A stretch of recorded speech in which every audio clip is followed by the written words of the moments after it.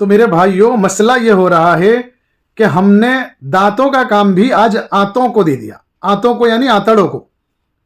भाई अल्लाह रब्बुल इज्जत ने बत्ती सी इसलिए दी थी कि तू लुकमे को चबा चबा कर खाएं। चबा चबा कर खाने से क्या होगा? पाचन रस अलग निकलेगा, फाइबर बनेगा, स्लाइवा निकलेगा। स्लाइवा निकलेगा तो आंतों के अंदर खुश्की यानी ड्राइनेस नहीं आएगी, कब्ज की शिकायत नहीं बनेगी, एसिडिटी नहीं बनेगी। लेकिन मसला तो यह है साहब, 4 लोग खाने बैठे हैं शादी में, चिकन चिल्ली है और ना जाने दूसरी तरह तरह के पकवान है। कोई ज्यादा ना खा जाए उसके चक्कर में तमाम लोगों को यह देखा गया कि फटाफट उठाकर, अरे भाई अंदर इसको चाबा नहीं सही तरीके से, कहीं कोई दूसरा उस पर हाथ ना मार ले, उसके चक्कर में दूसरा भी उठाया, तीसरा भी उठाया, सब मिक्स रगड़ा और बगैर चबाए जा रहा है, बगैर चबाए जा रहा है। अब क्या हो रहा है कि मैदे को मुश्किल पड़ रही है। मैदे का काम है पीसना, उसके बाद दांतों में उसको डालना। लेकिन साहब आपने तो ये दांतों का जो काम है वो पूरा नहीं किया। ये दांतों का जो वर्क है चबाने का कितने तेज है, उसका वर्कलोड भी आपने मैदे को यानी स्टमक को दिया, आंतों को दिया।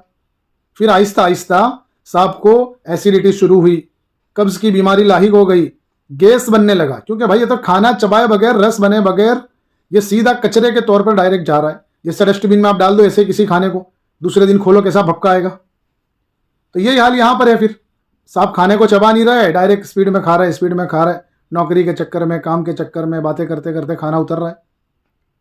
फिर जब एक वक्त मुद्दत के बाद उसको बाहर निकलना चाहिए, उसके बजाय फिर वो री खारिज होगा, इतनी गंदी बदबू आएगी कि आसपास के लोग परेशान हो जाएंगे, उनकी नाक के कीड़े मर जाएंगे। यह हाल हमारा है।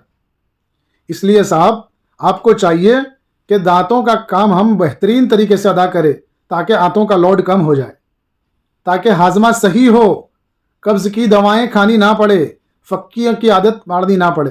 फक्की का काम क्या है? उसको पीस कर पुश करके आगे धक्का लगा देना।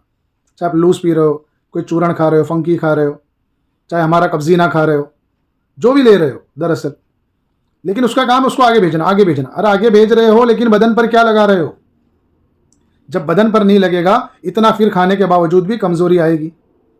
अंदर जब सड़ने लगेगा तो एसिड पैदा करेगा, जोड़ों में यूरिक एसिड आएगा, फिर वो गैस बॉडी में फिरेगा तो आर्थराइटिस आएगा, फिर वो गैस री खारिज नहीं होगा तो हार्ट अटैक आएगा। इसलिए मेरे अजीजों इस बात को समझें, दांतों को दांतों का काम दे, अच्छे से चबा कर खाएं ताकि पेट के मर्ज से आप छुटकारा पा सके।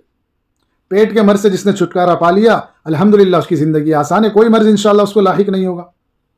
और चूंकि सुन्नत भी है चबा कर खाना, इसलिए मेरे अजीजों कोई नुस्खा मैं आपको दूं उससे बेहतर आप इस पर अमल करें, चबा चबा कर खाना शुरू कर दें। फिर देखें कि कैसे खाने का हजम का निज़ाम चलता है, कैसे पाचन रस निकलता है, कैसे कब्ज की शिकायत दूर होती है। इसलिए आज के लिए इतना ही। अपना ख्याल रखिएगा, दुआ में याद रखिएगा। अस्सलामु अलैकुम।